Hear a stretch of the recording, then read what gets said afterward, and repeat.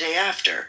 Maybe later on when you've been cognitive decline for a while, but in the beginning stages of it, it's not how that works. Yeah, my dad had dementia, so I don't need a lecture. Thank you. Well, dementia and cognitive decline are different things. No one's lecturing you right now. We're having a conversation. Well, that's exactly what they said that he was having. I know, but we're having a conversation. Yeah, well, but you said nobody should ever push back. That's what you're doing right now. Like, no one should ever push back. No, she can push back, but I'm going to push back. I'm going to push back and say what I say. She wasn't reasonable. She wasn't disrespectful. She just stayed in position. And I pushed back by saying what I said. Because that was what I said about the very next day when he did the South Carolina thing, and he was totally different than the night before. And go ahead, Marty. I was going. I'm looking to Marty. I was waiting for Cindy to come back. While we were talking, I read the description about the book. I'm like, shit, unless if this is one hell of selling a story, man, there's some stuff about to be let out in here, bro. Like, I just want to read this section right here where it says, now the full unsettling truth is being told for the first time. Jake Tapper and Alex Thompson take us on a behind closed doors and into private conversations between the heaviest of hitters, revealing how big the problem was and how many people knew about it. From White House staffers at the highest to lowest levels, to leaders of Congress and the cabinet, from governors to donors and Hollywood players, the truth is finally being told. What you will learn makes President Biden to run for re-election seem shockingly narcissistic, self-delusional, and reckless. A desperate bet that went bust, and part of a larger act of extended public deception that has a few precedents. The story the authors tell raises fundamental issues of accountability and responsibility that will continue for decades. No need to read the last paragraph. When I read that right there, I was like, oh shit, wait a minute. What are we about to find out in this? I can't wait to read this. Now go read all the books written about Donald Trump. I read. And come back on here and read that's not the topic right now about the books written about Donald Trump, okay? Right now we're talking about new information that just came out about Biden. How's the information? Is it true information? Has it been fact-checked? Has it been verified? I know one thing. I know Jake Tapper wouldn't get up there and fucking lie like that. So you know Jake Tapper. Okay, again, is that information... Is it verified? And I think Jake Tapper is a very credible journalist. I know that, and I know that Biden went out there on a freaking tour to try to get ahead of this shit. Okay, if it didn't have some truth to it. Okay, and made himself look even worse. And you know that how? He went up on The View. So you know that's the reason he went onto The View?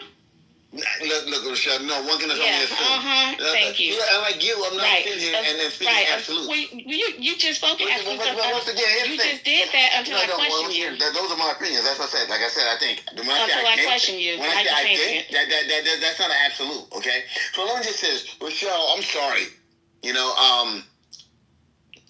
This right here, I don't care whose side I'm on, okay?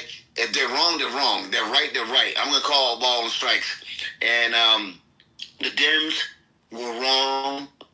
And I hate that they lost the election. But I think they deserve to fucking lose the election. And now maybe they stop playing around with their voters, okay?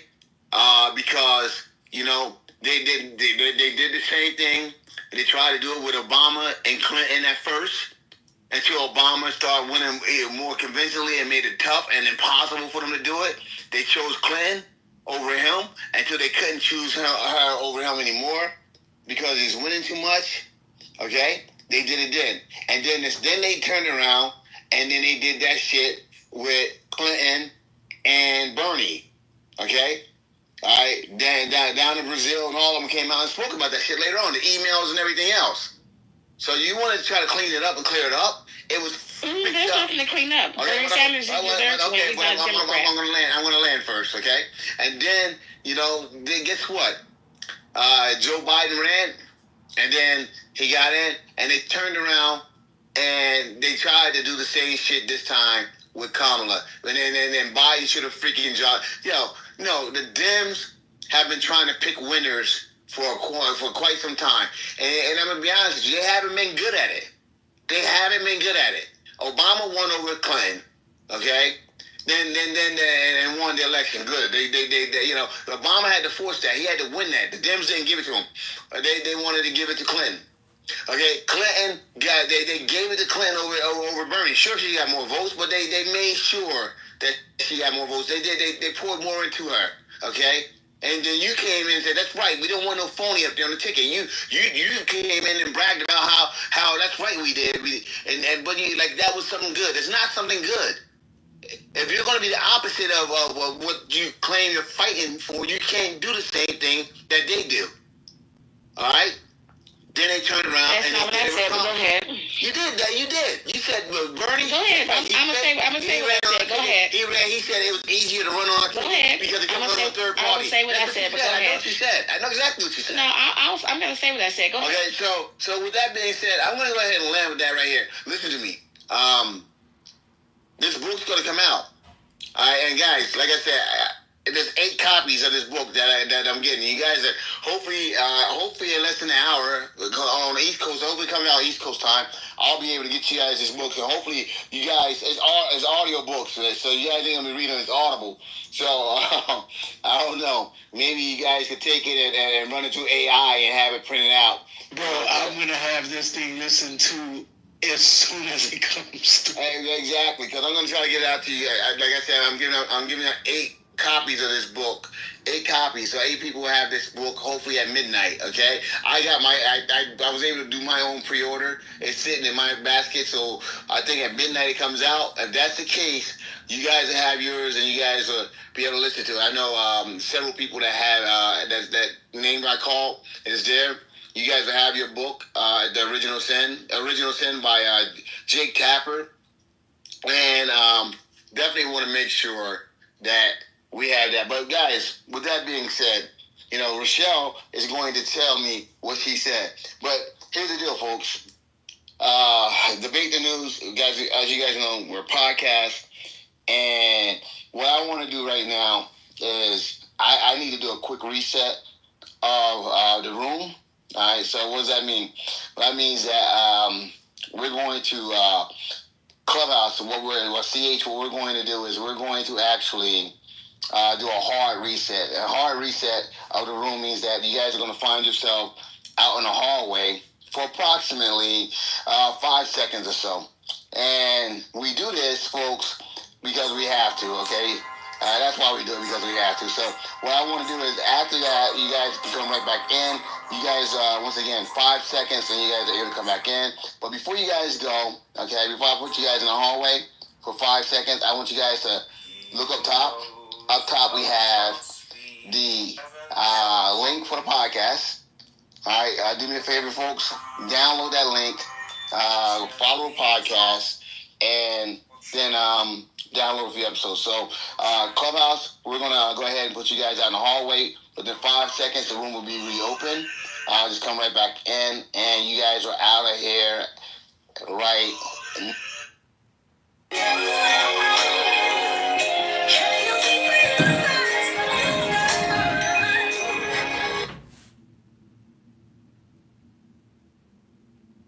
What something else is doing to you.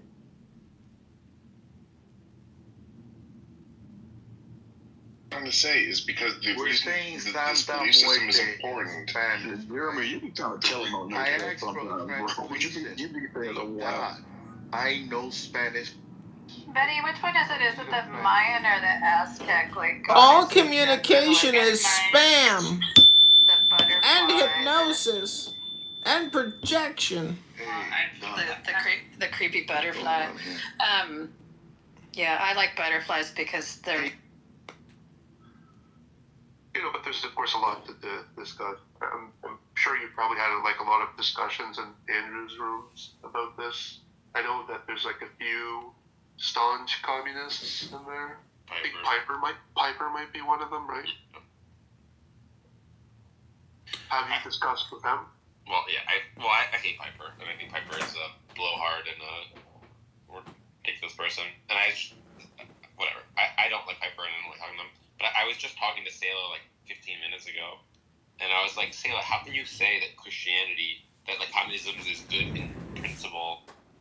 doesn't work in practice when it's fundamentally based on covetousness and theft. Like, how could you as a Christian endorse that as an ideology? It's fundamentally against 2 of your 10 commandments. Actually, it's more than 2 because it's also atheistic. So it's against that. You should worship God, your Lord God. So like, how can you say it's it feels like just she was just repeating liberal platitudes of like, oh, it's good in principle, doesn't work in practice. If you're really a Christian, you shouldn't say it's good in principle.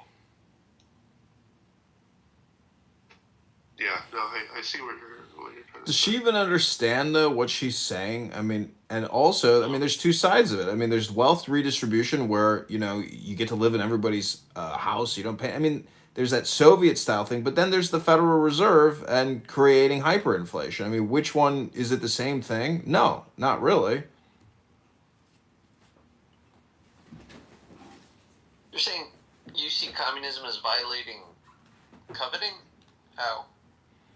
Well, you're not allowed to cover your neighbor's wife or his donkey, or I think there's another thing.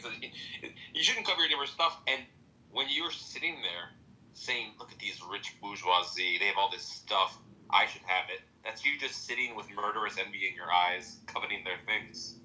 Oh, okay, so technically you're making a more nuanced argument. You're saying it would be against the Bible to bring about communism because innately it would require a wealth transfer from the people with possessions to the people without. But I thought you were talking about, like, in the communist world, because there were debates within the early communists as to whether or not, I think they both agreed that communism was inevitable, but half of them said we have to provoke it.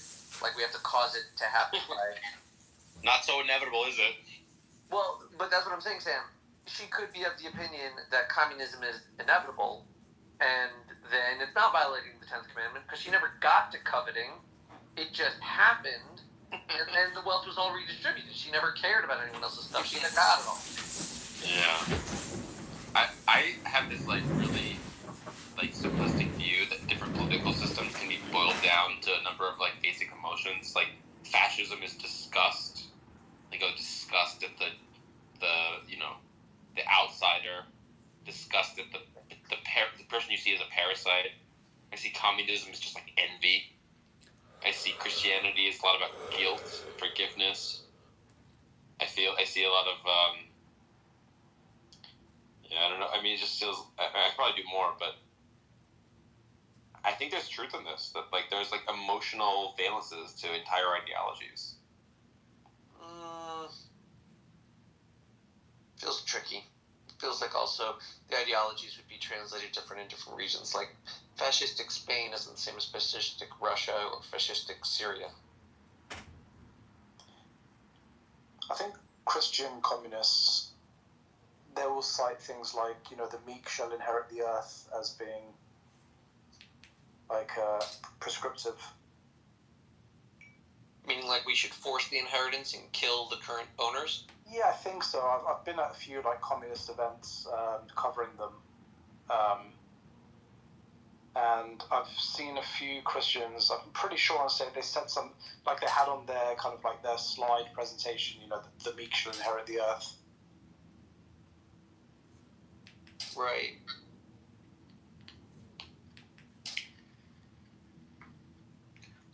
Well, they wouldn't call themselves communists, but they call themselves socialists. Right, that's what they say now. Other religions and other societies, you got pride. A lot of warrior societies are based on pride and arrogance at their warrior prowess. You've got early Sumerian societies and maybe Aztec societies about fear. Just fear the scary gods. You shouldn't love them. You should just fear these scary gods. I just feel like any community of people, a culture, an ideology is going to touch on all the emotions.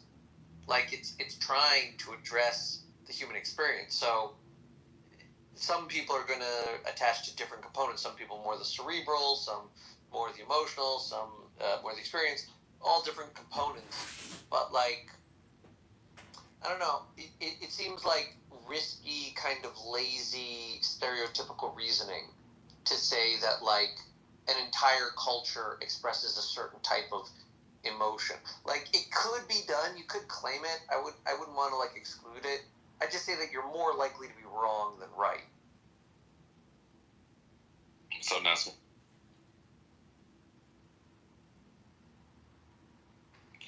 Alright, well you raised your hand. If you want to talk, you can. But I think that. No, I was just trying to say hi to Moe, but then she left. So. Okay. I think that it's true that it's like, these big. You're putting one like simple theory over this like noisy like a society is like the most complicated thing in the world. Like you got human brains, which are as complicated as they are, and then you put them together into these complex webs of like economics and geography and architecture. Like, it's going to be a complicated thing, and so it's going to be hard to like characterize them at whole. But like sometimes you can like look at a cloud and be like, that cloud is duck shaped, that cloud is whale shaped. And there's going to be a certain like truth to what you're saying.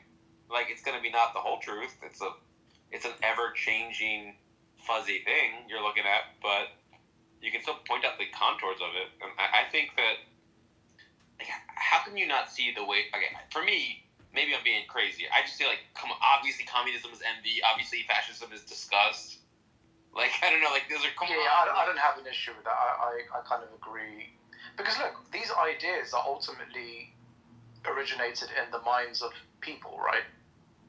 So yeah, you'd expect that this is going to be the product of someone who fears, chaos, or someone who's just like disenfranchised with the progress of others, or people who have like as you said, like a disgust, or people who feel that the only way to organize society is by controlling them. So yeah, I don't think there's. I think there's probably a field. I mean, Carl Jung would have, I think, discussed this when he was. Yeah, but you can control them by educating them with the truth. If it makes sense to them, they'll, hopefully not reject it. I fundamentally disagree with that. I think people have intellectual ceilings and control. Yeah, but if I accurately describe the situation and it's accurate, I'm essentially influencing you and manipulating you by exposing you the truth to you, which is your unawareness to what works and what doesn't. Yeah, that's true. But it's just, ideally, you would simply, educate people and they would then make the right choices. Education is just going to be part of it. Them making a choice, a life choice is going to be, you don't have control over that. Well, I guess that's how good your educational system is, right? If the educational system maximizes liberty in your education, it's better for you and everyone. I mean, when I went to Israel and I saw this Palestinian Media Watch organization, I realized how hardcore brainwashed and programmed they are through all their media to essentially shahada themselves. I mean, it's a hardcore, militant, suicidal, guerrilla warfare communication that the Palestinians have been doing to themselves. That's not education. I mean, that is brain control, mind control, conditioning. It's that's what this is what happened on October 7th. It's their internal communication which drove them to do that.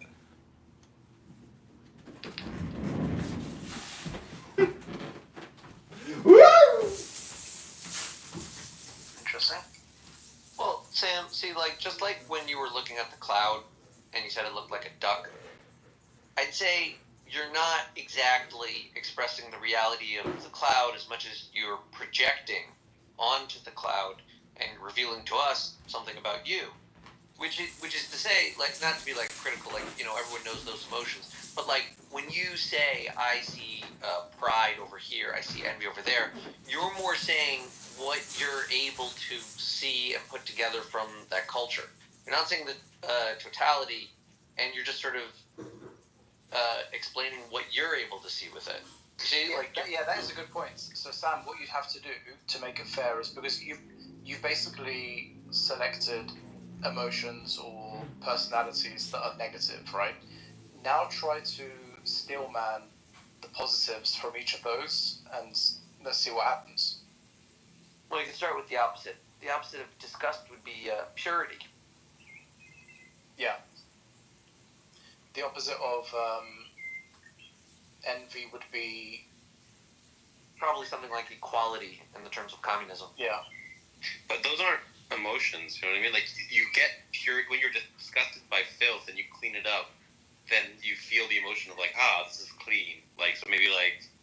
No, I wouldn't just say that. Like, you're right that cleanliness, disgust, and purity are all related to each other, but there's a difference between like a negative component of there's a bad thing that I want to remove, and a purity component of this thing is itself and not with anything other than itself. Purity.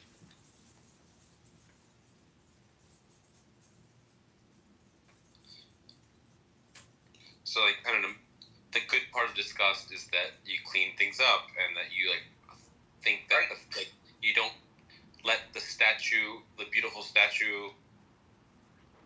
They kicked me! I just said we're from an... Yes, I would. New type of new... Okay, well, what is your response? Let's just start a new one. What's your response to divine hiddenness? Divine hiddenness is like the non-resistant, non-believer thing. Yeah, right. So here, just so everybody knows, the idea is that you have a God who's all-loving, who knows everything, who's omnipotent, okay, and I would say omnipresent, who cares, right? But anyway, and then you have people, right? And presumably, God wants to have a relationship with them because, that ensures ultimately, if it's a saving relationship, that they'll be saved from eternal torment or whatever, right? So the idea is you look around and it seems like there are a bunch of unbelievers who they claim, hey, I am openly seeking God. I'm looking for the evidence. I want to have a relationship with this being. So I'm not resisting. I'm actually openly seeking, like looking for the evidence. Or at least I'm not actively resisting the evidence. I'm not resisting God. If God wants to present himself, I'll accept it that he's there, right? So they're non-resistant. And they're non-believers. But the idea is, if this God exists, why on earth are there these people? If there are these people. So you have to grant that there are these people to begin with. You might just say that there aren't any non-resistant non-believers, that every non-believer is actually resistant in some way. Now, that's one route that a theist might respond. That's one way they might respond. But that's the question, right? So why is it the case that you have this loving God? Why doesn't he just have a relationship? Why doesn't he initiate contact with the unbeliever? And the point is just being like, well, either he's not able to, so he doesn't have the ability, or he's not loving and doesn't care, right? So there's something wrong with his all-lovingness, or he doesn't know how to, and he's not omniscient. But something like that. What about the idea that I truly believe the Holy Spirit is interacting in everyone's life, even when they're not a believer, to bring them to believe, but they may not be able to identify it, or they're like Piper really put me onto the ideas of not being able to see the pattern. Not being able to see the pattern. Well, I mean, yeah. So I mean, but whose fault is it that? Yeah, Piper put.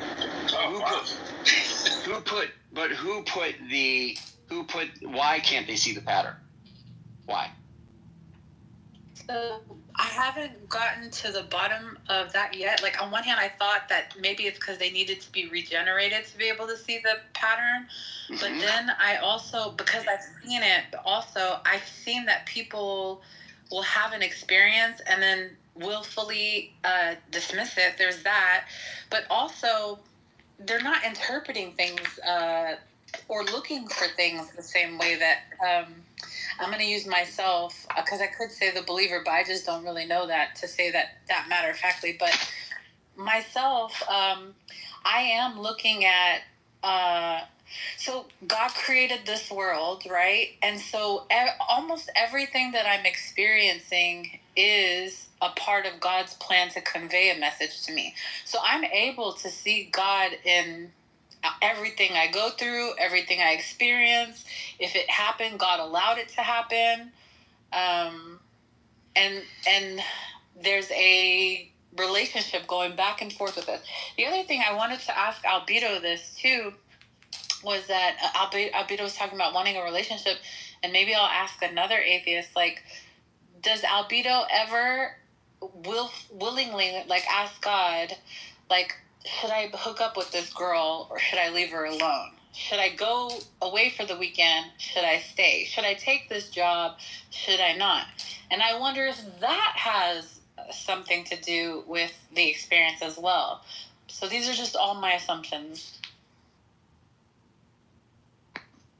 No, I think that's good because, and I think that's, this goes back in, not to open that whole thing back up, but it is basically the same issue, right? About the culpability and who's at fault here for people not believing, right? And what the atheist wants to say by running this divine hiddenness argument is just what I said, right? Either God's not all loving, or he doesn't know how to do this, or he's not, so that he wouldn't be omniscient, or he's not all powerful. Yeah, right. And just kind of piggybacking off what Selah said, Andrew, did you want to go more into what it's like to talk to God? No, hit it. wait, what'd you say? What'd you say? I said, did you want to go, to talk more about what it's like to talk to God? Oh, yeah. Yeah, sure. But yeah. So what's your $2 apologist? Yeah, what's your $2 apologist response, Carlton, and then what's your sophisticated advanced response? What's my response? Yeah. My response was going to be a question for you, Andrew, about it, actually. Because I was curious why you thought Jesus, sometimes in the Gospels, there's times where Jesus didn't perform miracles for, hyper skeptics. I didn't know why did you think that was? Due to their faith. Does their faith, but they didn't have faith, though. That's what I mean, their lack of faith. I think we're commanded to believe, and I think that you have the ability to choose belief. I think, because So do you reject that there are non-resistant non-believers? Well, I think there's a difference between saying non-resistant and actively seeking. So they'd be like spiritual NPCs? Spiritually what? Spiritual NPCs, like the non-playable characters in video games. They're just kind of just there. Yeah, they're not doing anything to seek God because they're not really after the truth. I think if they were seeking God, because the scripture says you will find me when you seek me with all of your heart, right? And so I think that you have to have a love for truth. So, and I think that's volitional.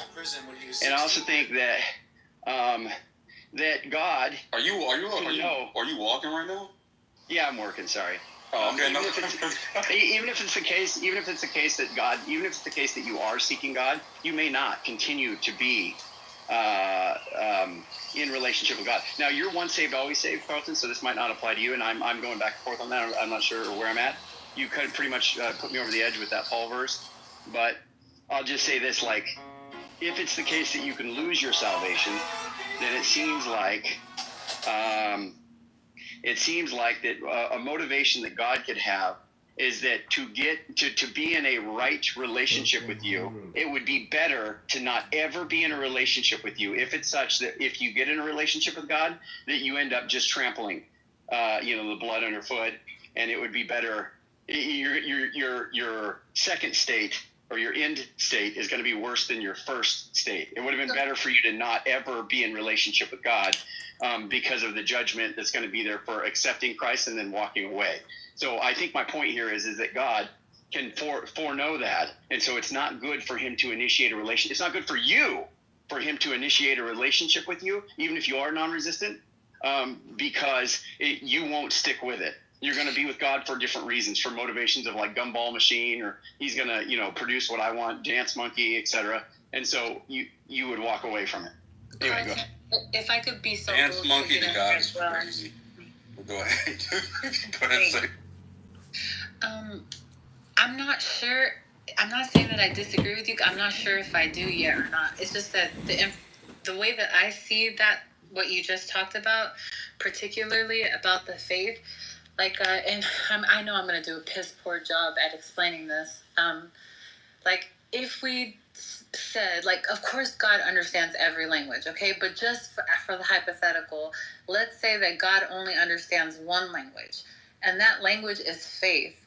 When you speak faith in a faithfully charged way, you are speaking like the language of God, and it's almost that you bind him to doing it. And like even Mary, right? When Mary went and was like, he was like, woman, why are you, this is before my time. Like, why are you, but Mary believed and knew that he would go and, help these people out on their wedding day. Even though it wasn't his time, it wasn't something that he wanted to do, the faith is pulling on him. Even when a woman was having bleeding issues, she touched the hem of his garment. It's almost like the faith begins to it's almost like you bind God to doing it because of your faith. Now, it doesn't mean that God can't. Yeah, that doesn't mean that God can't heal somebody that is lacking in complete faith, because the demoniac definitely has no ability to conjure up faith, because you're a vessel for evil, and not only that, you're out of your mind, So can we? Oh, sorry. Mm-hmm. No, so go ahead.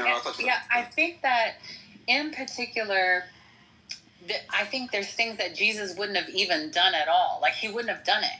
But the only reason why is because they were speaking the currency of the kingdom, which is faith. Does that make sense? I mean, I get it. Do you think, why can't we manipulate God then?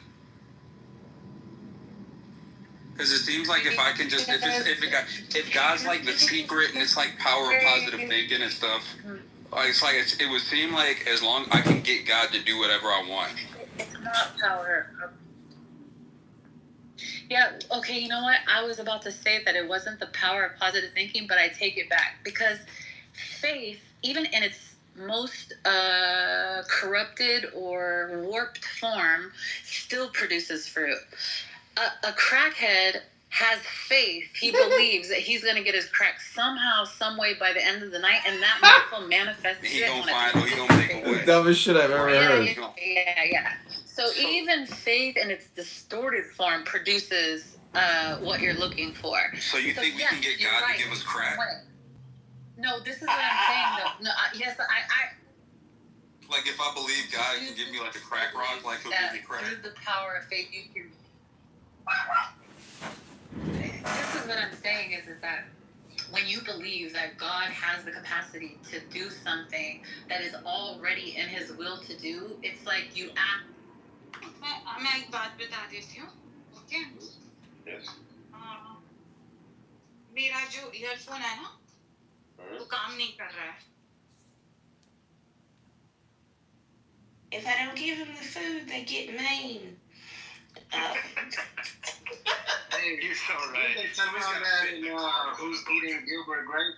My bad, Steph. Didn't they touch on that on Who's Eating Gilbert Grape? Wasn't the mom fat ass that couldn't get out of bed? I haven't seen that movie in a long time. I didn't know there was a fat lady in Gilbert. Huh? Yeah, I didn't know there was a fat lady in that movie. His mom was fat. And she was fat as shit. When she eat everything too, about the damn kitchen. Yeah, and then they were feed her food. And she ended up dying, and Gilbert being retarded didn't know that she was actually dead, and he was calling her name. It was very sad. Do you guys remember a show called How's Your News? That was DiCaprio's first Oscars. Yeah, see, somebody knows the movies. Yeah, you're right. What's Eating Gilbert Grape? Yeah. There was this show on MTV in I don't know, it must have been the late aughts, and it was a TV show, and it was like a man on the street interview show, but all the people doing the interviews were severely handicapped. This was like that time in Irreverent Humor, right before the PC thing circled back around again. And I highly recommend going on YouTube and looking up links to this show, How's Your News?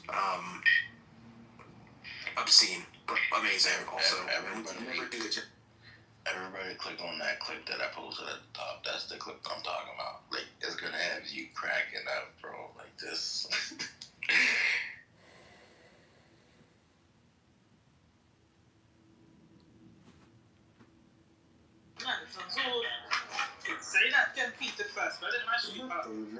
انا زعما ساكنه فيها زنزور متمني قبل كده ما عادش تتفلسف فيهاش. احنا سكننا في 50 في جنزرة سكن.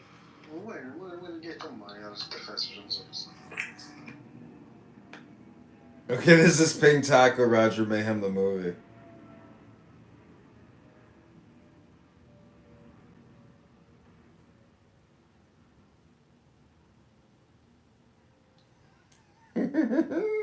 Pink Taco has returned. We made a Pink Taco sighting today.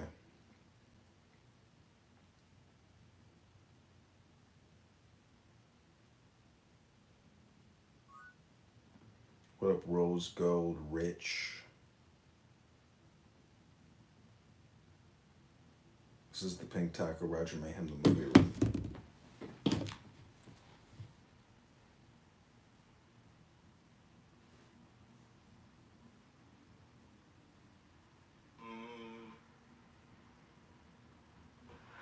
This is what is well embraced. He who knows doth.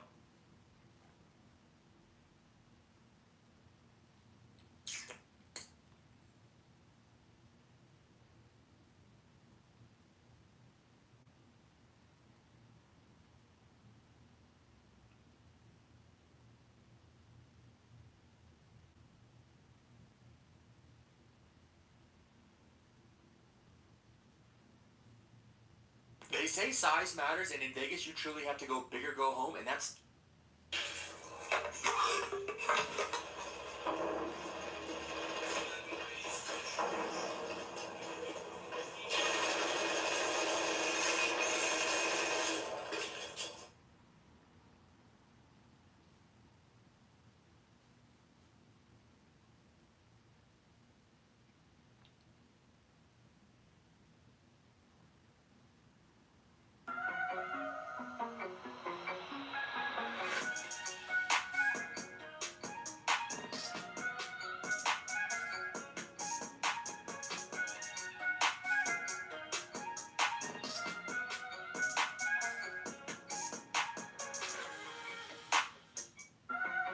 Please don't scroll. Just waiting for your.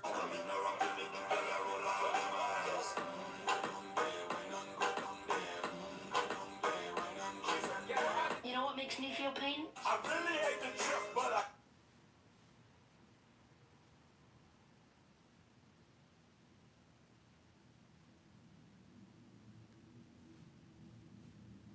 International court like we give a crap. Why if more like.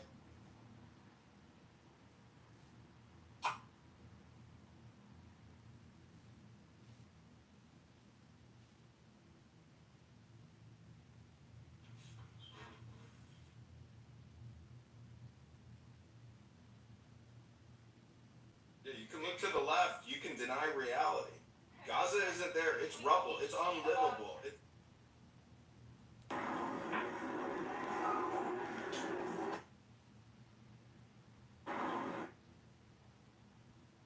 Master says, I let go of the law, and people become honest.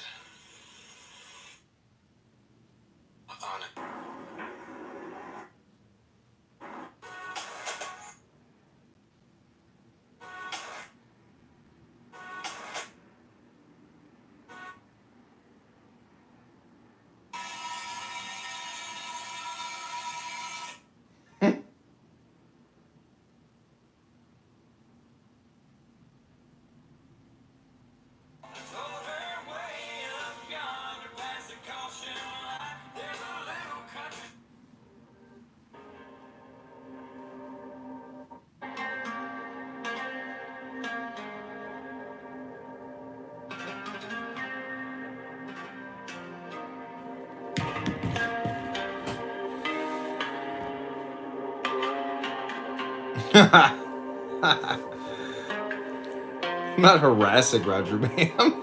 I'm complimenting Roger Mayhem.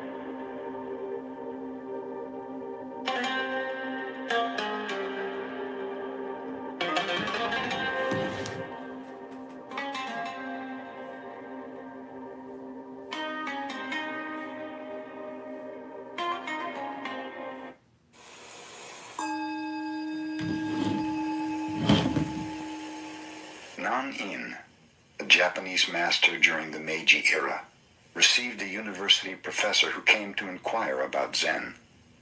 Nan-in served tea. He poured his visitor's cup full, then kept on pouring.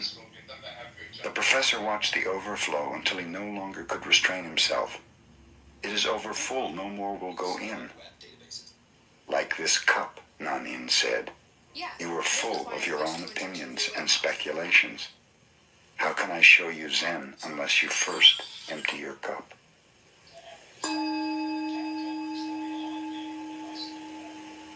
Gudo was the emperor's teacher of his time. Nevertheless, he used to travel alone as a wandering mendicant. Once when he was on his way to Edo, the cultural and political center of the shogunate, he approached a little village named Takenaka. It was evening and a heavy rain was falling. Gudo was thoroughly wet. His straw sandals were in pieces. At a farmhouse near the village, he noticed 4 or 5 pairs of sandals in the window and decided to buy some dry ones. The woman who offered him the sandals, seeing how wet he was, invited him to remain for the night in her home. Gudo accepted, thanking her. He entered and recited a sutra before the family shrine. He then was introduced to the woman's mother and to her children. Observing that the entire family was depressed, Gudo asked, what was wrong? My husband is a gambler and a drunkard, the housewife told him. When he happens to win, he drinks and becomes abusive. When he loses, he borrows money from others. Sometimes when he becomes thoroughly drunk, he does not come home at all. What can I do? I will help him, said Gudo. Here is some money. Get me a gallon of fine wine and something good to eat. Then you may retire. I will meditate before the shrine. When the man of the house returned about midnight, quite drunk, he bellowed, Hey wife, I'm home. Have you something for me to eat? I have something for you, said Gudo. I happened to be caught in the rain, and your wife kindly asked me to remain here for the night. In return, I have bought some wine and fish, so you might as well have them. The man was delighted. He drank the wine at once and laid himself down on the floor. Gudo sat in meditation beside him. In the morning, when the husband awoke, he had forgotten about the previous night. Who are you? Where do you come from? He asked Gudo, who still was meditating. I am Gudo of Kyoto, and I am going on to Edo, replied the Zen master. The man was utterly ashamed. He apologized profusely to the teacher of his emperor. Gudo smiled. Everything in this life is impermanent, he explained. Life is very brief. If you keep on gambling and drinking, you will have no time left to accomplish anything else, and you'll cause your family to suffer too. The perception of the husband awoke as if from a dream. You are right, he declared. How can I ever repay you for this wonderful teaching? Let me see you off and carry your things a little way. If you wish, assented Gudo. The two started out. After they had gone 3 miles, Gudo told him to return. Just another 5 miles, he begged Gudo. They continue on. You may return now, suggested Gudo. Another 10 miles, the man replied. Return now, said Gudo when the 10 miles had been passed. I'm going to follow you all the rest of my life, declared the man. Modern Zen teachers in Japan spring from the lineage of a famous master who was the successor of Gudo. His name was Munan, the man who never turned back.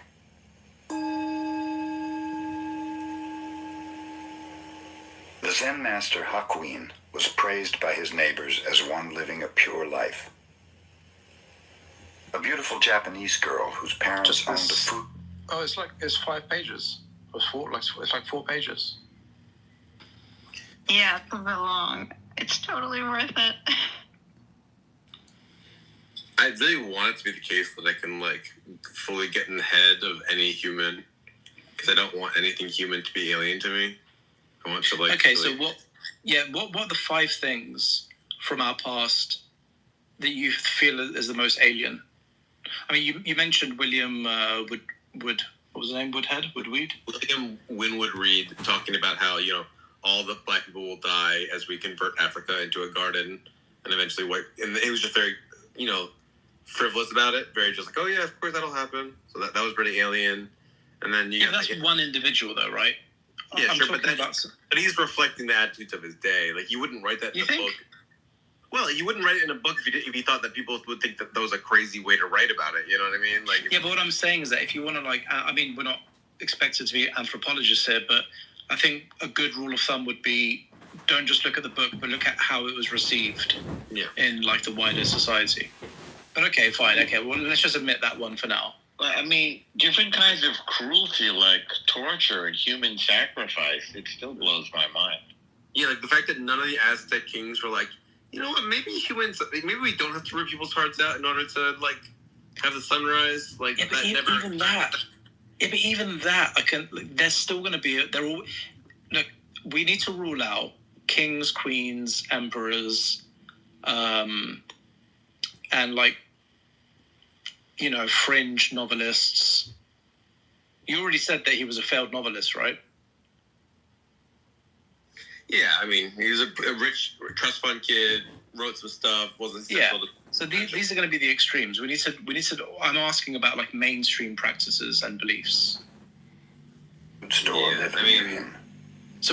Suddenly, without any warning, her parents discovered she was with child. This made her parents angry. She would not confess who the man was, but after much harassment, at last named Hakuin. In great anger, the parents went to the master. "Is that so?"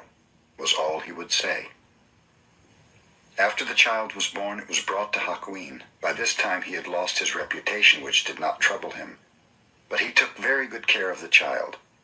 He obtained milk from his neighbors and everything else the little one needed.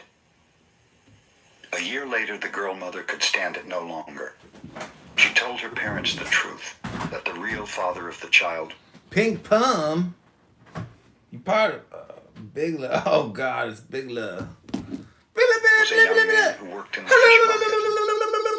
The mother and father of the girl at once went to Hakuin to ask his forgiveness, to apologize at length, and to get the child back again. Hakuin was willing. In yielding the child, all he said was, "Is that so?"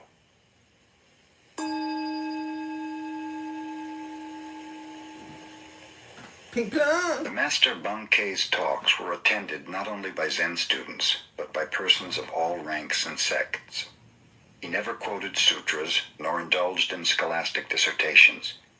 Instead, his words were spoken directly from his heart to the hearts of his listeners. His large audiences angered a priest of the Nichiren sect because the adherents had left to hear about Zen. The self-centered Nichiren priest came to the temple determined to debate with Bankei. "A Zen teacher," he called out. "Wait a minute. Whoever respects you will obey what you say, but a man like myself does not respect you. Can you make me obey you?" "Come up beside me and I will show you," said Bankei. Proudly, the priest pushed his way through the crowd to the teacher. Banke smiled. "Come over to my left side." The priest obeyed. "No," said Banke. "We may talk better if you were on the right side. Step over here." The priest proudly stepped over to the right. "You see," observed Banke, "you are obeying me, and I think you are a very gentle person. Now sit down and listen."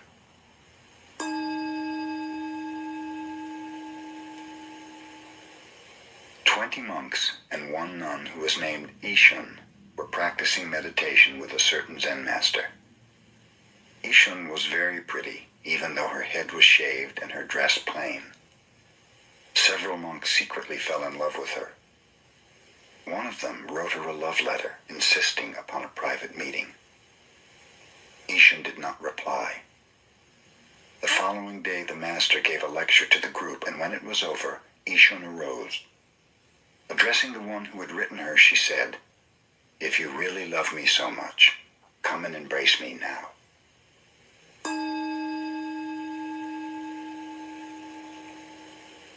There was an old woman in China who had supported a monk for over 20 years. She had built a little hut for him and fed him while he was meditating. Finally, she wondered just what progress he had made in all this time. To find out, she obtained the help of a girl rich in desire. "Go and embrace him," she told her, and then asked him suddenly, "What now?" The girl called upon the monk, and without much ado caressed him, asking him what he was going to do about it. "An old tree grows on a cold rock in winter," replied the monk somewhat poetically. "Nowhere is there any warmth." The girl returned and related what he had said. "To think I fed that fellow for 20 years, exclaimed the old woman in anger. "He showed no consideration for your need, no disposition to explain your condition. He need not have responded to passion, but at least he should have evidenced some compassion." She at once went to the hut of the monk and burned it down.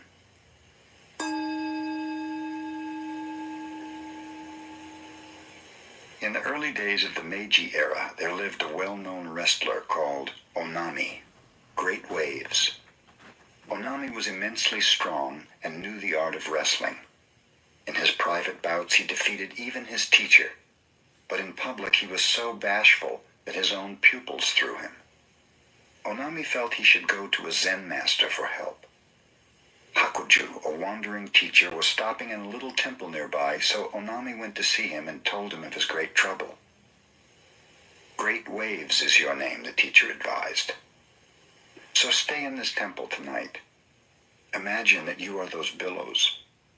You are no longer a wrestler who is afraid.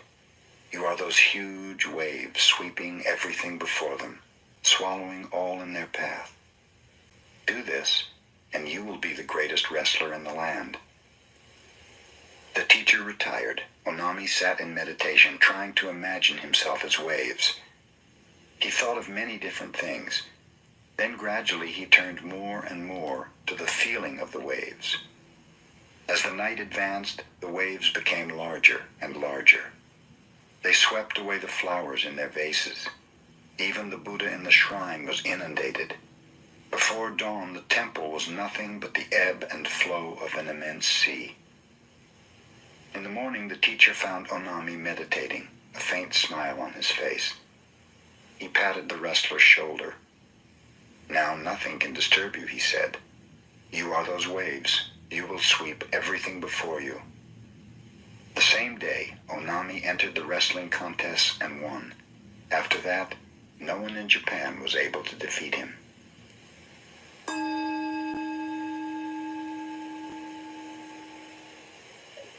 Ryokan, a Zen master, lived the simplest kind of life in a little hut at the foot of a mountain. One evening, a thief visited the hut, only to discover there was nothing in it to steal. Ryokan returned and caught him. "You may have come a long way to visit me," he told the prowler, "and you should not return empty-handed. Please take my clothes as a gift." The thief was bewildered. He took the clothes and slunk away. Ryokan sat naked watching the moon. "Poor fellow," he mused. I wish I could give him this beautiful moon.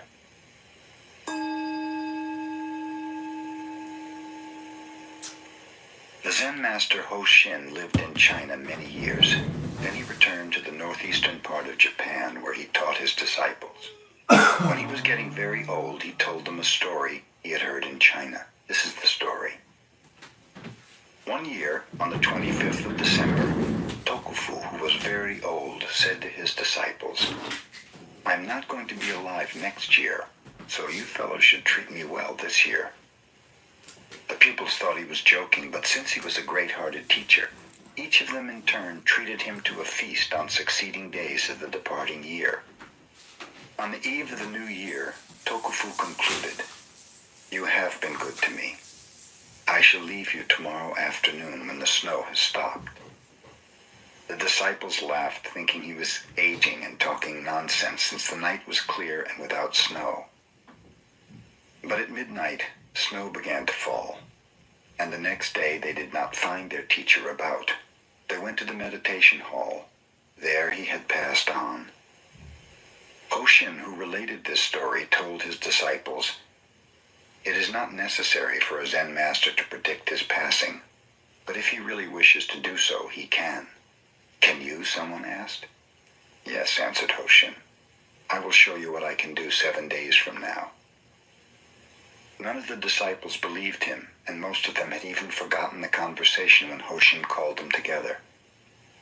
"7 days ago," he remarked, "I said I was going to leave you. It is customary to write a farewell poem, but I am neither a poet nor calligrapher.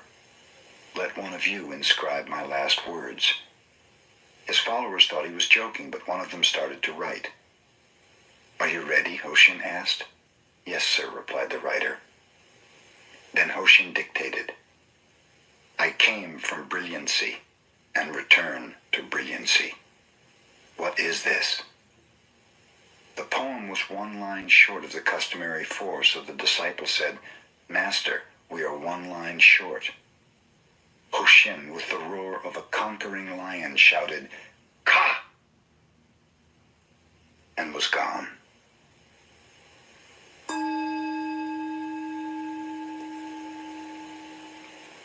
The exquisite Shunkei, whose other name was Suzu, was compelled to marry against her wishes when she was quite young. Later, after this marriage had ended, she attended the university where she studied philosophy. To see Shunkei was to fall in love with her. Moreover, wherever she went, she herself fell in love with others. Love was with her at the university, and afterwards, when philosophy did not satisfy her and she visited a temple to learn about Zen, the Zen students fell in love with her. Shunkei's whole life was saturated with love. At last in Kyoto, she became a real student of Zen. Her brothers in the sub-temple of Kenin praised her sincerity. One of them proved to be a congenial spirit and assisted her in the mastery of Zen. The abbot of Kenin, Mokurai, Silent Thunder, was severe. He kept the precepts himself and expected his priests to do so. In modern Japan, whatever zeal these priests have lost for Buddhism, they seem to have gained for taking wives. Mokurai used to take a broom and chase the women away when he found them in any of his temples, but the more wives he swept out, the more seemed to come back. In this particular temple, the wife of the head priest became jealous of Shunkei's earnestness and beauty. Hearing the students praise her serious Zen made this wife squirm and itch. Finally, she spread a rumor about Shunkei and the young man who was her friend. As a consequence, he was expelled, and Shunkei was removed from the temple. I may have made the mistake of love, thought Shunkei, but the priest's wife shall not remain in the temple either if my friend is to be treated so unjustly. Shunkei the same night with a can of kerosene set fire to the 500-year-old temple and burned it to the ground. In the morning she found herself in the hands of the police. A young lawyer became interested in her and endeavored to make her sentence lighter. "Do not help me," she told him. "I might decide to do something else which would only imprison me again." At last a sentence of 7 years was completed, and Shunkei was released from the prison, where the 60-year-old warden also had become enamored of her. But now everyone looked upon her as a jailbird. No one would associate with her. Even the Zen people who were supposed to believe in enlightenment in this life and with this body shunned her. Zen, Shunke found, was one thing, and the followers of Zen quite another. Her relatives would have nothing to do with her. She grew sick, poor, and weak. She met a Shinsu priest who taught her the name of the Buddha of love, and in this Shunke found some solace and peace of mind.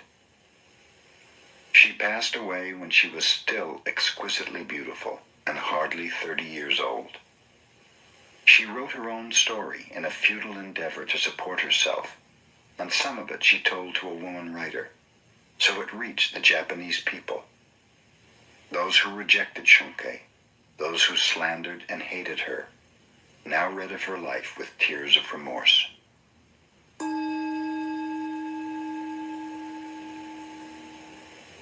In Tokyo in the Meiji era, there lived two prominent teachers of opposite characteristics. One, Unsho, an instructor in Shingon, kept Buddha's precepts scrupulously. He never drank intoxicants, nor did he eat after 11 o'clock in the morning. The other teacher, Tanzan, a professor of philosophy at the Imperial University, never observed the precepts. When he felt like eating, he ate, and when he felt like sleeping in the daytime, he slept. One day Unsho visited Tanzan, who was drinking wine at the time, not even a drop of which is supposed to touch the tongue of a Buddhist. "Hello, brother," Tanzan greeted him. "Won't you have a drink?" "I never drink," exclaimed Unsho solemnly. "For one who does not drink is not even human," said Tanzan. "Do you mean to call me inhuman just because I do not indulge in intoxicating liquids?" exclaimed Unsho in anger. "Then if I am not human, what am I?" "A Buddha," answered Tanzan.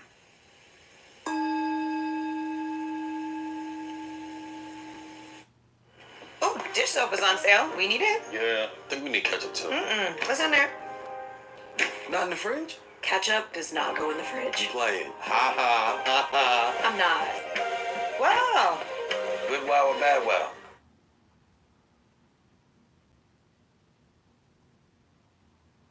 When you're starting out with your finances, you want to see your money grow. Credit Karma can help you improve a low score and gives you tools to manage your spending and savings so your financial success can continue to bloom.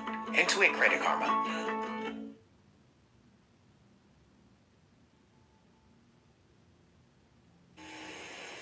Shoun became a teacher of Soto Zen.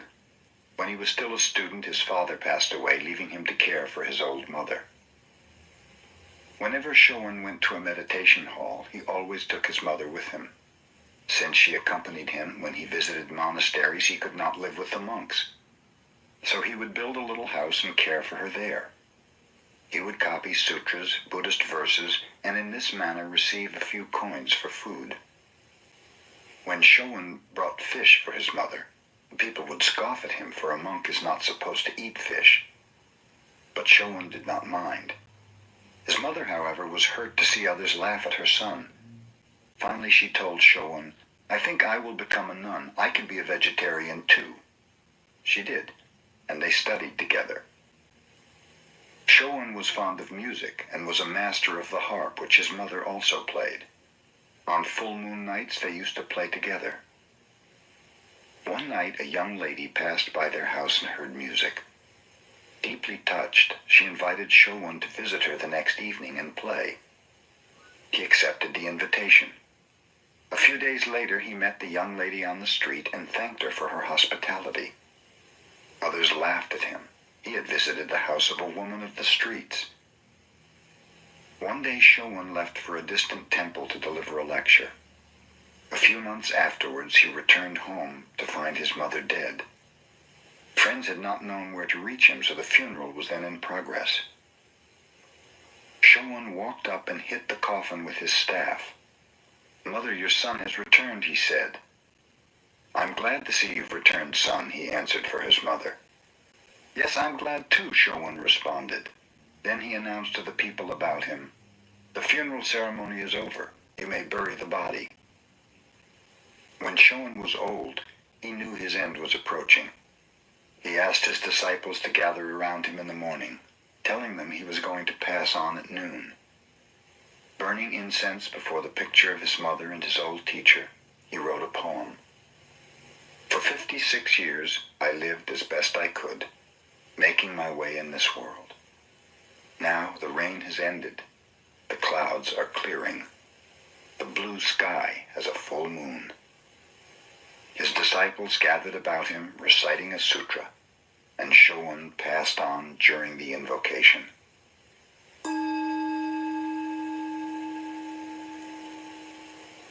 A university student, while visiting Gasan, asked him, "Have you ever read the Christian Bible?" "No, read it to me," said Gasan. The student opened the Bible and read from St. Matthew.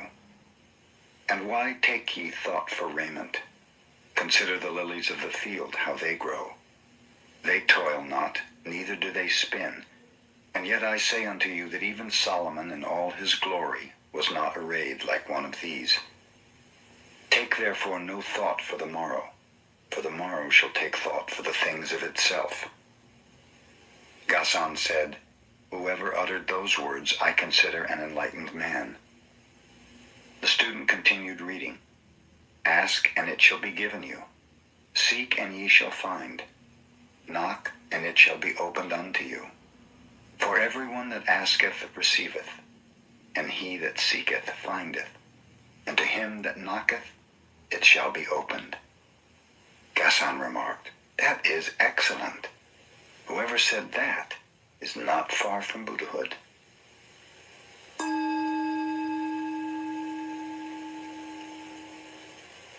Buddha told a parable in a sutra. A man traveling across a field encountered a tiger. He fled, the tiger after him. Coming to a precipice, he caught hold of the root of a wild vine and swung himself down over the edge. The tiger sniffed at him from above. Trembling, the man looked down to where, far below, another tiger was waiting to eat him. Only the vine sustained him. 2 mice, one white and one black, little by little started to gnaw away the vine. The man saw a luscious strawberry near him. Grasping the vine with one hand, he plucked the strawberry with the other. How sweet it tasted!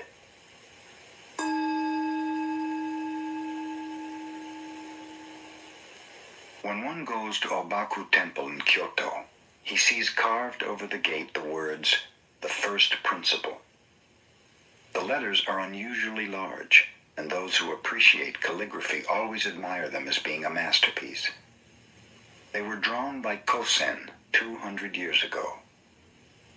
When the master drew them, he did so on paper from which workmen made the larger carving in wood. As Kosen sketched the letters, a bold pupil was with him who had made several gallons of ink for the calligraphy and who never failed to criticize his master's work. "That is not good," he told Kosen after the first effort. "How was that one?" "Poor, worse than before," pronounced the pupil.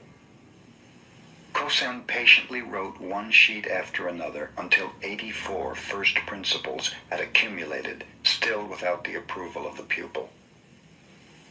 Then when the young man stepped outside for a few moments, Kosen thought, now is my chance to escape his keen eye, and he wrote hurriedly with a mind free from distraction, "The First Principle."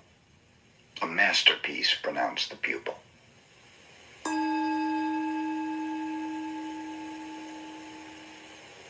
Jiun, a Shingon master, was a well-known Sanskrit scholar of the Tokugawa era. When he was young, he used to deliver lectures to his brother's students. His mother heard about this and wrote him a letter.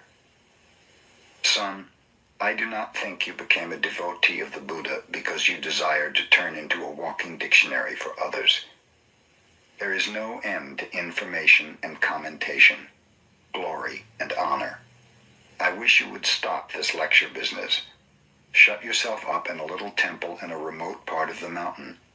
Devote your time to meditation, and in this way, attain true realization."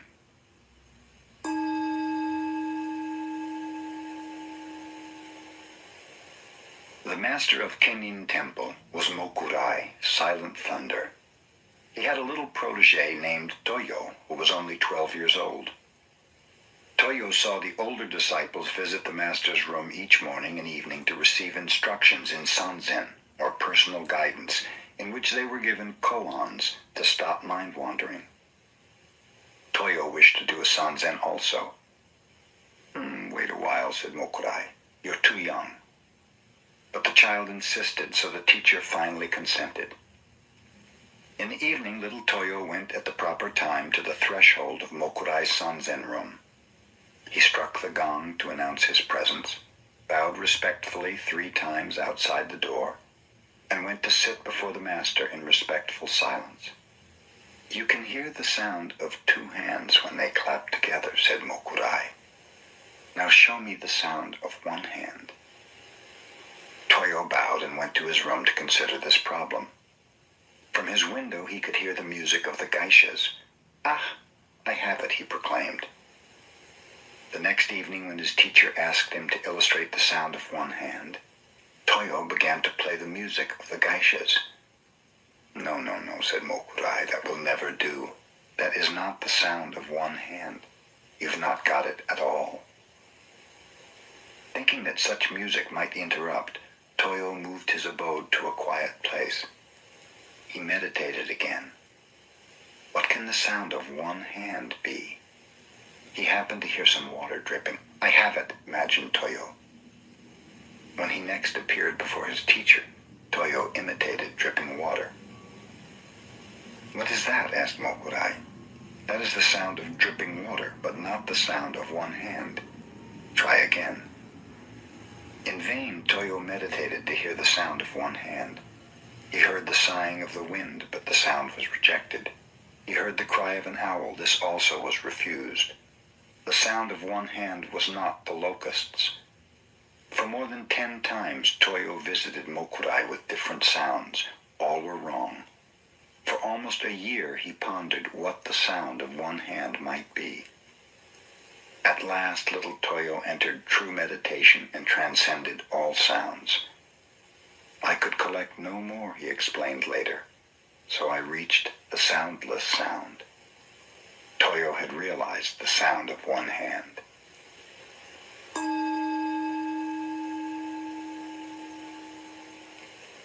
Soyen Shaku, the first Zen teacher to come to America, said, My heart burns like fire, but my eyes are as cold as dead ashes. He made the following rules which he practiced every day of his life. In the morning before dressing, light incense and meditate. Retire at a regular hour. Partake of food at regular intervals. Eat with moderation and never to the point of satisfaction. Receive a guest with the same attitude you have when alone.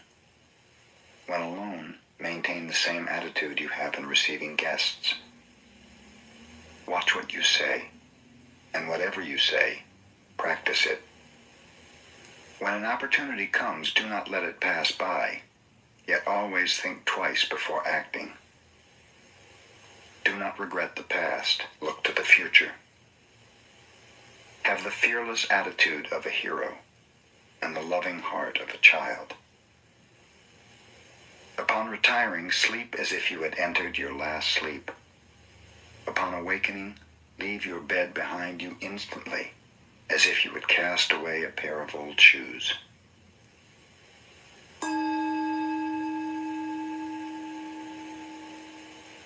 When Eishun, the Zen nun, was past 60 and about to leave this world, she asked some monks to pile up wood in the yard. Seating herself firmly in the center of the funeral pyre, she had it set fire around the edges. "Oh, nun," shouted one monk, "is it hot in there?" "Such a matter would concern only a stupid person like yourself," answered Eishun. Flames arose and she passed away.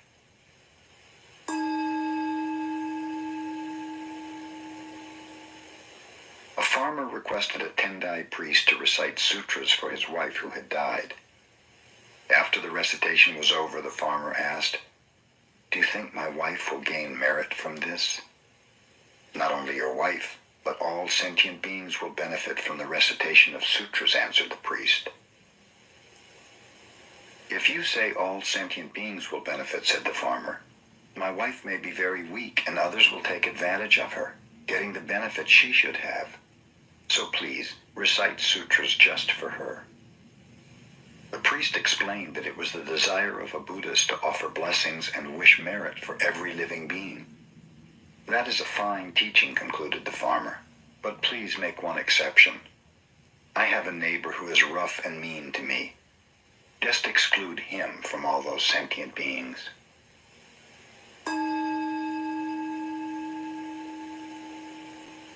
Suiwo, the disciple of Hakuin, was a good teacher. During one summer seclusion period, a pupil came to him from a southern island of Japan. Suiwo gave him a problem. Hear the sound of one hand. The pupil remained 3 years but could not pass this test. One night he came in tears to Suiwo. I must return south in shame and embarrassment, he said, for I cannot solve my problem. Wait 1 week more and meditate constantly, advised Suiwo. Still no enlightenment came to the pupil. Try for another week, said Suiwo. The pupil obeyed, but in vain. Still another week. Yet this was of no avail. In despair, the student begged to be released, but Suiwo requested another meditation of 5 days. They were without result. Then he said, meditate for 3 days longer. Then if you fail to attain enlightenment, you had better kill yourself. On the 2nd day, the pupil was enlightened.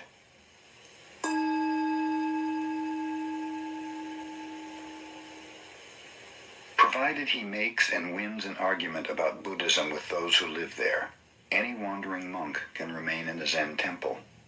If he is defeated, he has to move on. In a temple in the northern part of Japan, 2 brother monks were dwelling together. The elder one was learned, but the younger one was stupid and had but one eye. A wandering monk came and asked for lodging, properly challenging them to a debate about the sublime teaching. The elder brother, tired that day from much studying, told the younger one to take his place. Go and request the dialogue in silence, he cautioned. So the young monk and the stranger went to the shrine and sat down. Shortly afterwards, the traveler rose and went into the elder brother and said, Your young brother is a wonderful fellow. He defeated me.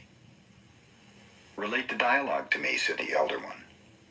Well, explained the traveler, first I held up one finger, representing Buddha, the enlightened one. So he held up 2 fingers, signifying Buddha and his teaching. I held up 3 fingers, representing Buddha, his teaching, and his followers living the harmonious life. Then he shook his clenched fist in my face, indicating that all 3 come from one realization.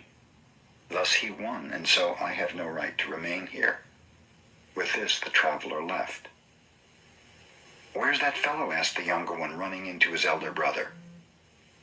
I understand you won the debate. Won nothing. I'm going to beat him up. Tell me the subject of the debate, asked the elder one. Why, the minute he saw me, he held up 1 finger, insulting me by insinuating that I have only 1 eye. Since he was a stranger, I thought I would be polite to him, so I held up 2 fingers, congratulating him that he has 2 eyes. Then the impolite wretch held up 3 fingers, suggesting that between us we only have 3 eyes. So I got mad and started to punch him, but he ran out and that ended it.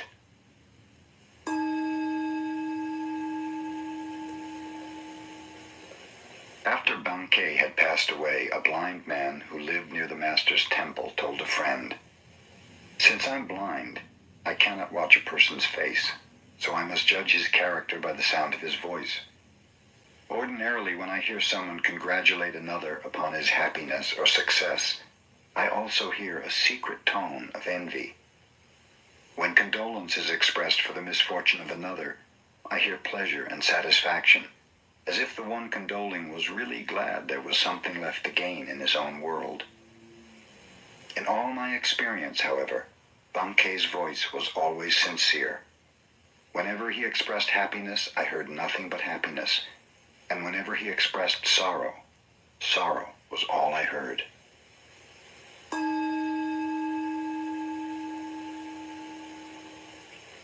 Keichu, the great Zen teacher of the Meiji era, was the head of Tofuku, a cathedral in Kyoto.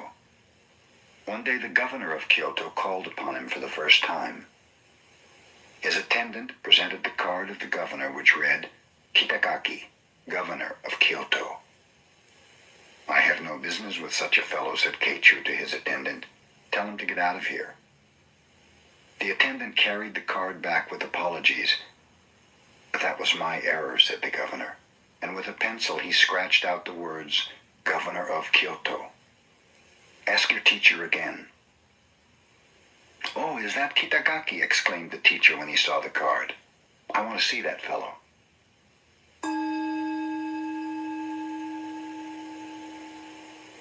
When Banzan was walking through a market, he overheard a conversation between a butcher and his customer. Give me the best piece of meat you have, said the customer.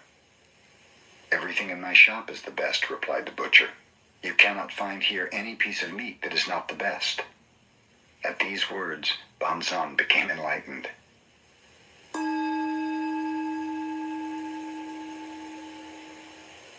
Mokusen Hiki was living in a temple in the province of Tamba. One of his adherents complained of the stinginess of his wife. Mokusen visited the adherent's wife and showed her his clenched fist before her face. What do you mean by that? Asked the surprised woman. Suppose my fist were always like that.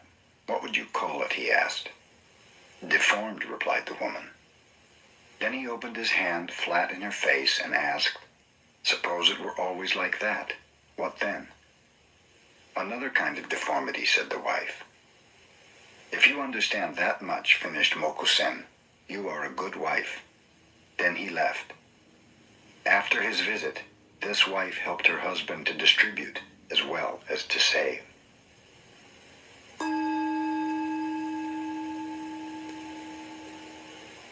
Mokugen was never known to smile until his last day on earth.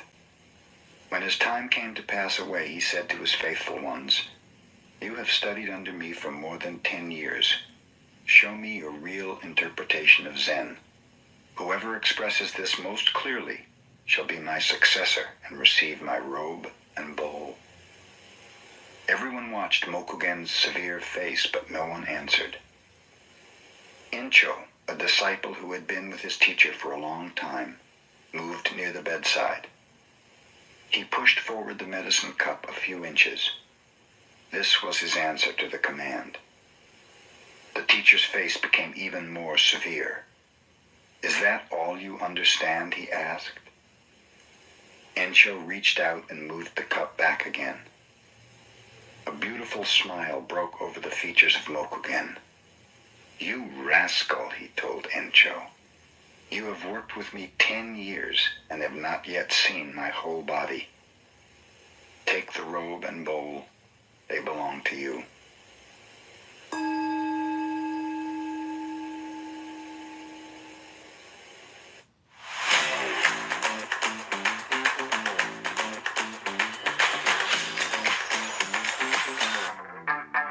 Now give it to me.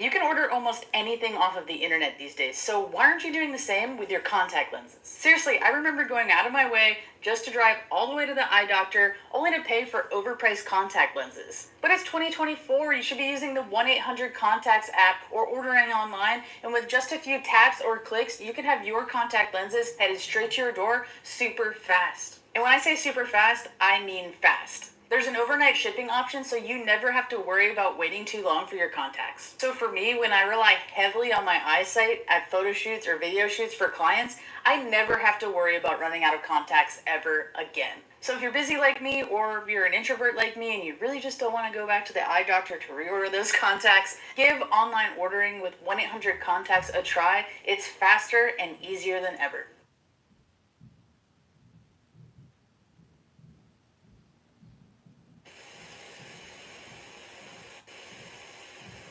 Zen students are with their masters at least 10 years before they presume to teach others.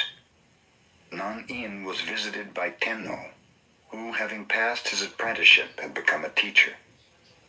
The day happened to be rainy, so Tenno wore wooden clogs and carried an umbrella. After greeting him, Non-In remarked, "I suppose you left your wooden clogs in the vestibule. I want to know if your umbrella is on the right or left side of the clogs." Tenno, confused, had no instant answer. He realized that he was unable to carry his Zen every minute. He became Non-In's pupil, and he studied 6 more years to accomplish his every-minute Zen. The curtailment of freedom of speech being a problem down the line, as opposed to a real threat of actually people getting injured or killed. So here's the thing, Matthew. First of all, my position would be the same, and I'll tell you why. The way the news works is pure confirmation bias. There's always going to be crazy people. They're a small subset of the population. They're nothing compared to the majority of the population. But they get constantly featured on the news because they are psychopathic, pathological, violent. And yes, they are going to kill people regardless of whatever Kanye makes a song.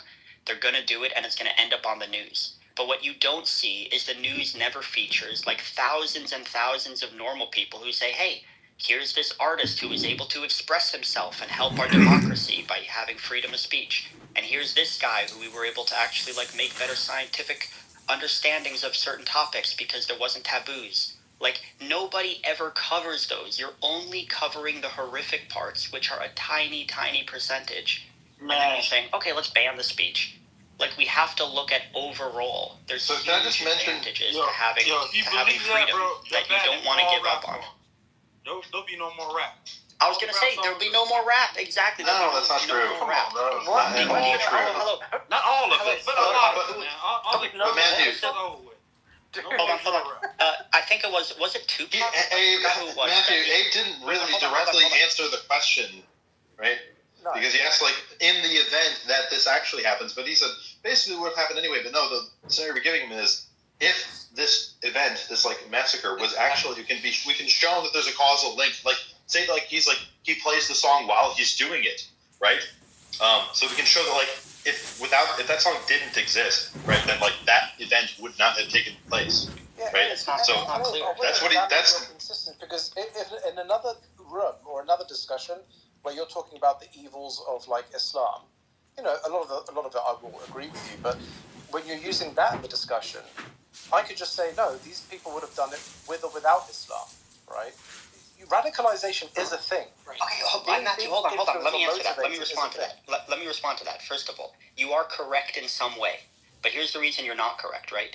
Kanye, as mentally ill as he is, and as much as I completely don't support what he's saying, I support his right to say it as an artist, right? And I do think in many ways he's very creative as an artist. And who says it's not art? What is artistic about saying "Hell Hitler"? It's hate. It's hate speech. Like, and there is like he's using art to express it. Hold on. That doesn't mean it should be protected. Something shouldn't be protected just because it's art. Like the hang-up isn't. The hang-up isn't that it's art. Hell Hitler. If this wasn't in the form of song, and it were in the form of like a manifesto, what would your position be then? You'd say no, it's not art anymore. He's still allowed to write it. Well, at what point do we say he's no longer an artist? He's a propagandist. Well, you can make that conclusion yourself, but what you're not free to do is use the federal government to censor him. No, but federal governments do censor propaganda. They don't. I mean, they shouldn't. They did until Elon Musk bought X. But look, Matthew, you asked me though. You said about if like a radical Islamist would do something. You would say no. Okay, fine. Yeah, but if a radical Islamist did something, the reason I would kind of say there's a linkage is because Kanye, for as crazy as he is, I'm sure if you sat down with Kanye, because I've heard his interview with like Lex Friedman and the other people, Kanye, I've never heard him actually support genocide toward Jewish people or anybody else. What Kanye's doing in his work. What are you talking about? Yeah, he Kanye's never openly said that he endorses Nazism, and he like okay, but loves hold on. Hitler. Again, because he's using in his crazy BPD brain or whatever he has, he decided to take in his creativity, right? Like Sam said, right, the most toxic, taboo thing you could say, and to use it as like a justification for the way he was mistreated in the music industry, right? Like, of course it's completely inaccurate, and of course I don't agree with it. But he doesn't support genocide. That is irrelevant. It doesn't matter. It doesn't matter. It doesn't matter. It doesn't matter. It's pretty relevant for the message. Someone sat him down and asked him, are you actually, do you have a problem with Jews? And he was like, honestly, I don't actually have a problem with Jews, but with the reason, he's basically, hold on, let me make my case. He basically said, can I just say what I saw? Is that okay? It's total bullshit. Go ahead, say it. Alright, so he basically said, I want Jewish kids to look on the TV and ask their mothers and fathers, why is Kanye saying this? Because he wants people to question the system. That is the stupidest literally what he said in the video. It was literally, I don't know if it was a podcast or interview. I gotta find it. I'm gonna find it and link it. But basically, you're dropping this like as some sort of bombshell. Like, we all know. Actually, like, it's not right. It's fucked up. I'm with you. It's really strange. It's a strange way to he's basically saying like, oh, there's something wrong with the Jews controlling this and that and this and that, and they only that's anti-Semitic. Yes. And by the way, Lex Friedman tried to explain this to him. He literally said to him, look, if you've been wronged by a record label and the person who did it to you was a Jewish person, what you should say is this person who's the CEO of this record label screwed me over. That would be the most accurate, most like reasonable way to say it. Not all the Jews screwed me over. That's just not the way to say it. But he couldn't understand it. So the point is, the fact that he can't understand it or he's, mentally ill, like I said, I agree with that. But the fact that he decided to say this is not, it doesn't mean that you can actually, like, censor him as a human being in a free society. And Matthew, as to your point. And Matthew, as to your point. Okay, I'm talking to Matthew. Matthew, as to your point, when you said that if the radical Islamists would use the Quran as like justification for their harm, the point is though in the Quran it literally says, like, you could look to those verses where it says kill the non-believer or whatever, whereas in Kanye's song it doesn't say kill anybody. No, but he's referencing Hitler. He's invoking Hitler. I know, but I told you he has his own definition of like Hitler and Nazis, which I disagree with. But I'm just saying, at least he's not a genocidal maniac. What do you mean he has his own definition? Wait, where did that? No, he doesn't. What was he talking about? Of course he does. He believes that like he's a Nazi, which is already like antithetical to like actual Nazism, right? They didn't like. I have a question for you guys. Have you guys? Okay, that's like an aspect of it that like belief that has this delusional. But he actually knows what it means. What it means to be a Nazi, and he knows what he's doing when he invokes Hitler and supports Nazism. Don't try to fucking tell me that he fucking doesn't. Yeah. I'm saying like the drugs have contributed. That I'm saying that like I'm giving him a little bit of like culpability with like saying that he's like extremely mentally ill, but that doesn't mean we like absolve him of all culpability. He's still like a fucking adult. Like. Walk in his right mind. Walk to the Modern Art Museum. Read what it says on these pieces of art. There are messages all over the Guggenheim with English language explicitly saying burn everything down. Art constantly insults. There is art that incites violence. There is art that basically much of it is banned in civilized parts of the world. Let me finish what I'm saying. There's art that trashes everything that people hold dear and sacred. This is what sometimes you censor it. Does. No, there's a very high bar in the United States of America for when to censor any speech. Yeah, and too that high bar is so high that it's only if it very directly tells people to do violence. And too high. This has been, the bar's too high. And this bar was designed to prevent this country from declining into what so many societies historically have rolled into, which That's is not true. so many cultures, so many countries have essentially